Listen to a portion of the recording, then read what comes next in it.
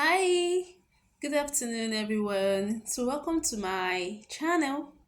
And let's say I'll be talking about my traveling experience from Cotonou. I'm a Nigerian, but I traveled from Cotonou, episode 2. So, I'll be talking about the airport proper, the Cotonou airport, the airline, and let's just say the journey in general. Okay. So, I've seen videos of people that try traveling via the Muritala Mohammed Airport and they were not allowed to use their Ghana Must Go. Well, that's not the case in Cotonou Airport. Because I went with two Ghana Must Go. You know those thick Ghana Must Goes? That's what I went with. I didn't even have a box. I don't have an Echo Lac. I didn't go with it. Like, because the one I have at home, yes, I have a big one at home. Then when I put my few clothes, barely, like, it was never up to 10 or 15, and it was only weighing 26. I say, eh? No, no, no, no, no. And I still intended putting some food inside it because the food Ghana Must Go was already weighing like 26. I was going to half it or reduce some of it into my clothes bag. So when the clothes bag was weighing something like outrageous, I had to get under Ghana Must Go. So they allow you use Ghana Must Go. I wasn't the only one that even used Ghana Must Go. Like we were many that used Ghana Must Go. So when I got to the airport, I noticed that my one of my Ghana Must Goes was already pulling. Like how? So I had to wrap it. I had to wrap it with that nylon. Yeah, it's actually expensive over there. So I wrapped it to prevent it from pouring the items in it. Okay. So after wrapping it, I had to charge my phone because my phone was misbehaving. So I just had to plug it right there and then where they wrapped the bag for me. So I was waiting. So it's when one of the attendant now told me that attendants there told me that what asked me what airline I was traveling with. I told him I was traveling with the Turkish airline. He said there was already a queue. Now for a flight that was slated for 2 a.m. as at 10 or 10:30, there was already a queue. Like wow. So I had to ask him where do I get my trolley from because I saw people pushing their trolleys. So he said I should go inside get the trolley. Then I came outside. I got the trolley, came outside, placed my bags on the trolleys, then wheeled it inside. Okay. Then I joined the queue. So nobody's harassing you at the airport. Like their officers, their staffs are civil. They are polite. They are well mannered. They are polished. They are scrupulous. Is that the word to use? Like nobody's harassing you. Nobody's telling you open your bag. Let's see what's inside. Pay for this. Pay for that. At all. At all. Even though my family didn't go with me because it wasn't. I didn't travel from Lagos. Okay, I believe that people went in with their family, at least to that check-in point or something. Okay, so while I was on the queue, many people dropped their bags there, went to sit down, we're moving. So when I got to I think that's the immigration, they ask you for your passport, they ask you for your ticket. I had to print out mine. So right then and then I was given two boarding passes because it was a connecting flight, one to Istanbul and the other to London proper. Okay. So after being given the boarding pass, you proceed to the next place. There they weigh your load. For initially, I'd weighed mine outside where they wrapped my bag, and yes, it was exactly what I got in Lagos because I had to take my luggages to a gas shop to weigh it. Yeah, I made sure it was not more than 23 kg. Like it was not more than the stipulated kg I was supposed to go weigh. So okay, after the immigration, we proceeded to where they now formally weighed the bag, and it was everything was intact. It's not like they tampered with their scale or something. So none of my luggages was beyond or above 23 kg. But trust me, I'm sure if it is in Lagos, because I've even seen videos of people that they weighed their luggages in their house. It was okay, only to get to the Lagos airport and something else. We know how we do it in our country. Can imagine. It's not like I'm giving my country bad PR, but we know. So everything was intact. My none of my luggages was up to 23. I think 22 point something, 21 point something. I was just so glad at least it is what I actually got. So after they weighed it, they'll take it to the other side, and that'll be the last time you will see those checked in bags. They call it checked in bags. So I proceeded to where they weighed my cabin bag. So from what I understood on the flight ticket I printed out, I thought I was supposed to go with an 8 kg small bag and my laptop bag.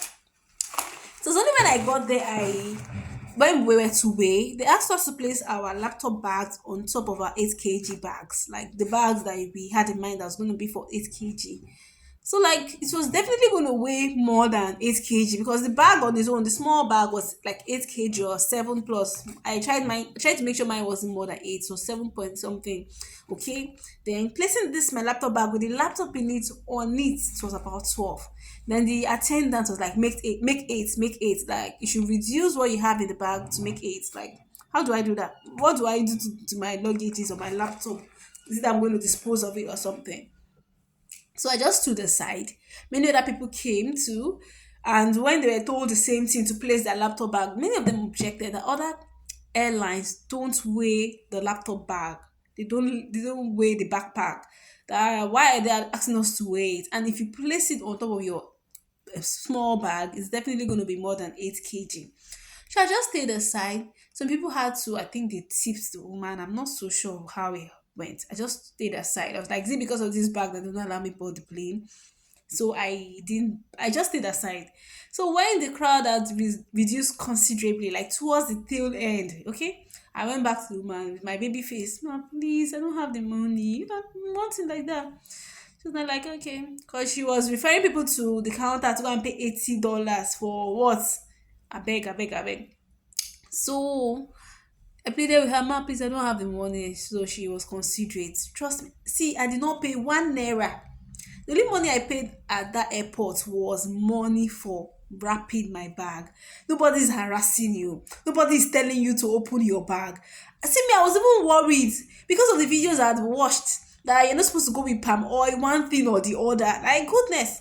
Even though yes, I solidified my palm oil, but I'm sure from the journey from Lagos to Cotonou for a flight of 2 a.m., that the palm oil would have melted. But nobody asked me to open my bag. I even fried my egusi, fried my ogbono, because I was like, what if they don't allow me to take my palm oil? Let it be that I fried it. My goodness. Not like it was useless or irrelevant, but they did not open our bags. They did not ask you to pay for one thing. No officer is harassing you. See, none of the officers will even meet you. None of them will approach you except you go to them if you need help. Nobody's going to ask you to pay for one thing. Nobody's going to ask you to pay for anything. Like they are polite, they are civil. They like goodness. I give it to the Cotonou airport. That was my first time flying, but goodness, I would recommend that airport to anybody. If you can go via Cotonou airport, please do. Like it was seamless to me. It was seamless. Okay, so after that, the woman had allowed me go with my obviously larger than 8 kg cabin luggage. We proceeded to where we had to remove our jackets. You took off your belt. Yeah, I was still wearing my shoes. You just drop your cardigan, your jacket, your phones. You bring out your laptop. Then what else? Your belt. I think that just that. Then it's to pass through like a scanner. So then you pass through a door, a scanning door as well. Okay. So when we crossed over that, one of the officers approached me and said I had the blade in my bag. Yeah, I had blade. It was a blade I was going to use to carve my brows. So he had to bring it out himself. Okay, and that was just it. I didn't have any liquid because I know it was written, so stipulated on the ticket. I don't have any liquid on your cabin bag, so I didn't have any liquid. So people had their conditioners, shampoos, perfume, toothpaste. They brought out all those things, and trust me, that'll be the last time you see it. So after the officer removed the blade, I was allowed to go. I had to pack my things back into my bag, and it was time to board. Okay, so when you come out of the airport proper, you will see the plane. You sight the plane, but we're not allowed to walk to the plane. There was a small coach, small bus right in front of us. Like as you're coming out of the airport building, the confines of the airport building, you'll be entering straight into the coach. You'll be sighting the airplane, but the coach was what took us there. And so it's only at the Cotonou airport that we used staircase to ascend onto the plane. So it's only at the Cotonou airport. Other ones at the stopovers, even my final destination, there's a connecting bridge. Okay, so that was that about that. Then the airline proper, like I would recommend Turkish airline. The first flight was like a 5 hour flight. They fed us like Was it not up to four times? Do you want juice? Do you want coffee? Do you want tea? Do you like goodness? And yeah, I enjoyed myself. The TV was working. You could watch anything you want to watch. You could track the flights. You'd see the routes. You see everything there. Anything you want to do, you could sleep. Like their attendants, their air waitress were top notch. Like their service, their the service was top notch. Like they were polite, they were civil, their food, it was warm, it was hot, it was served fresh. Like it's not when they will give you bottle can coke or bottle sprite. No, it was not like that. Like it was tea, juice, they had to pour it into cups, everything, whatever you want to talk, you want to like they could serve, they served, they really treated us well for the first flight. The second flight was a short one, so I think they served us just twice. Okay, the restroom was okay, it was small but it was still fine. Okay, so I think like for a first timer, like that was my first time flying, I really enjoyed the flight. The flight was smooth, like it was seamless, everything went well. Everything went well. The airline on its own was fine. The Cotonou airport, the attendants, their officers, like goodness, they were civilized. They were polished. No, not those that will be harassing you. Pay for one thing, open your bag. Do you have palm oil? And I'm sure when they remove all those things, it's into their pocket. They will carry it to their houses, the family house. But no, I did not open my bag for anything. I did not.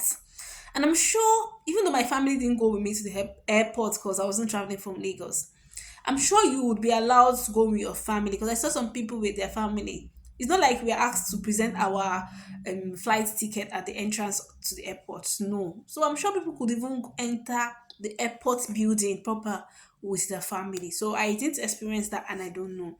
But I would recommend Turkish Airlines. Like they gave me earpiece. I got earpiece from the airline. I got this there's this small pouch or purse that I also came with.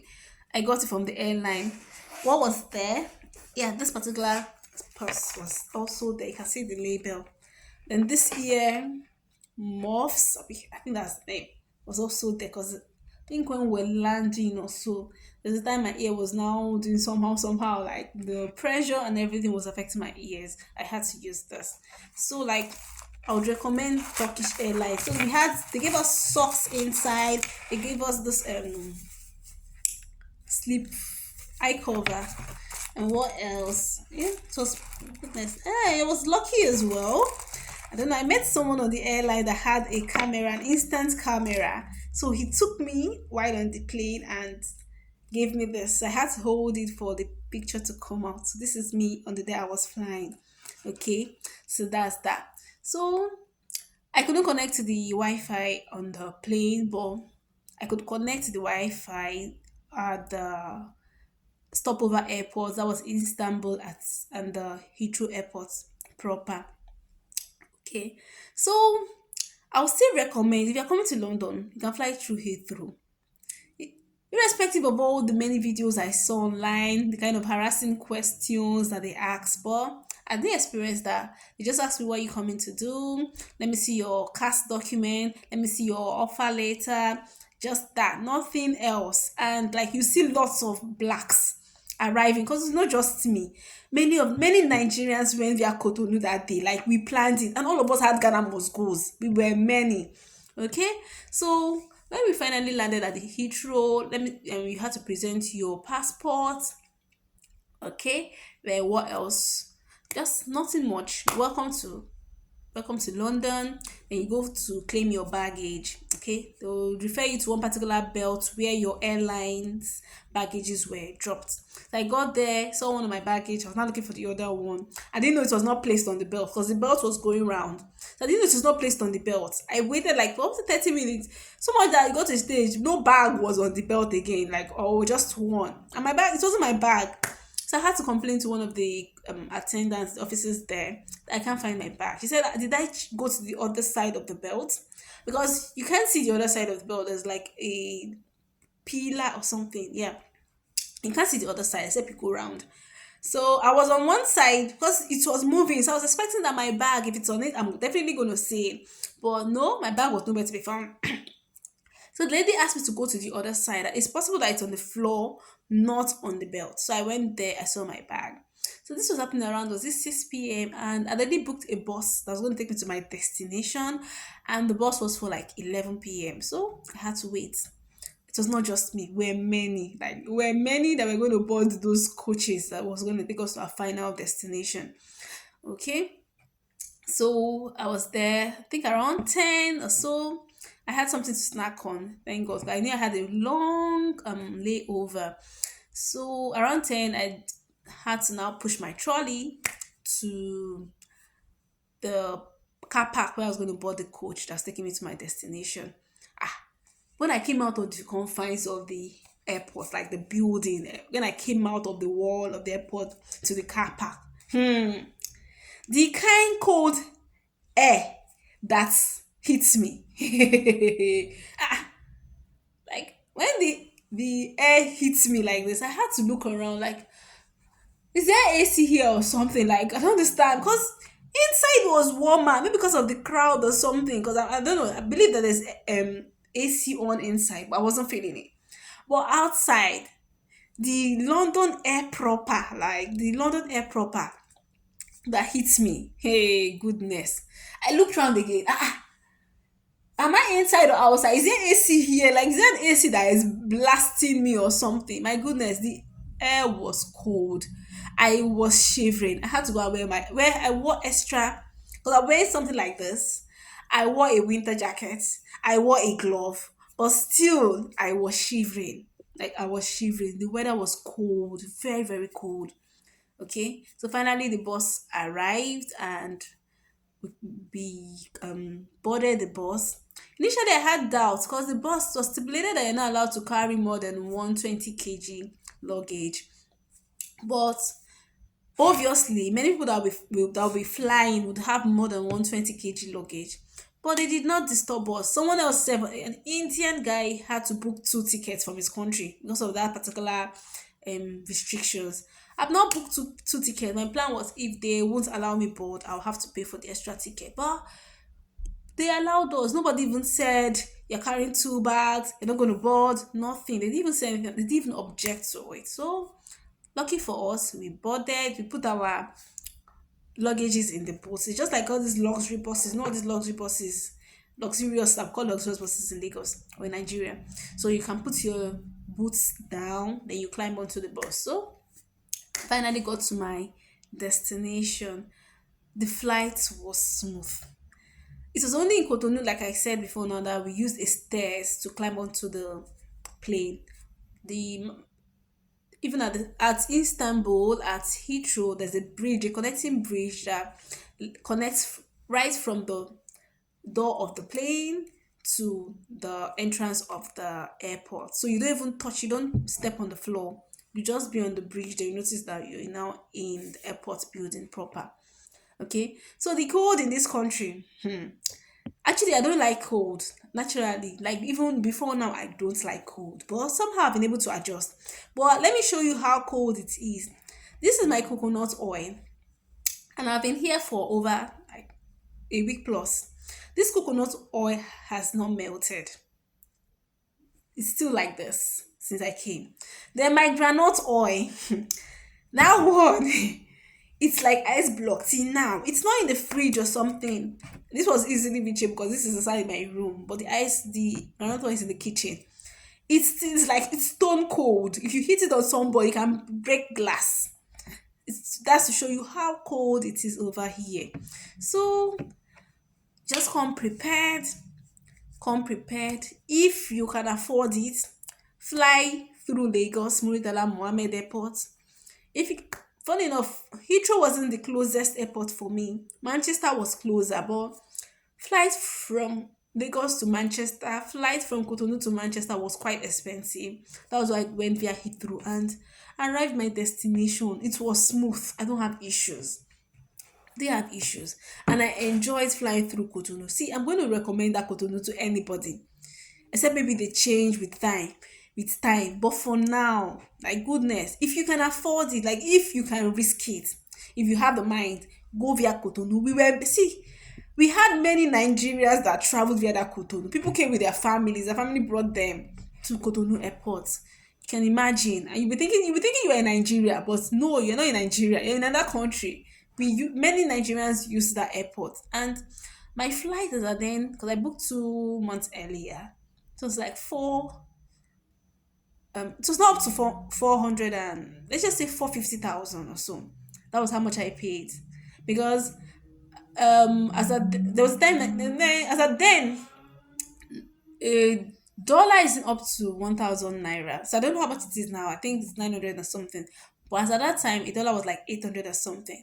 And the flight was $475. So it's not even up to 475,000. It was like, just say 450,000. And it was fine. As at that particular time, flight from Lagos was already 600, almost 700,000, some 1 million. I was like, why? Why would I pay that when I can get something cheaper? So it was my first time flying, but I went via Cotonou, and I would recommend even my families. I would recommend going via Cotonou to them. I would recommend going flying with the Turkish airline to them because trust me, the flight on its own, everything was smooth. You can watch your TV, nobody's harassing you, everything is smooth, nobody's asking you not to take your palm oil, nobody's asking you to open what you have in your bag. I would recommend. See me giving another country a good PR, good promotion, but it is what it is. I'm not gonna lie to you. I'm not gonna lie to you. So I think that'll be all for now. Um as things come up, I'm going to be uploading it. I don't want people to miss out on any important information. Please do well to follow me. Yeah, we're just starting, but trust me, you have or you get a lot from me. You get a lot from me. You learn a lot from me. I'm also learning. I don't know everything. I'm new. So I'm JJC. We will learn together. Okay. So thank you. Thank you very, very much.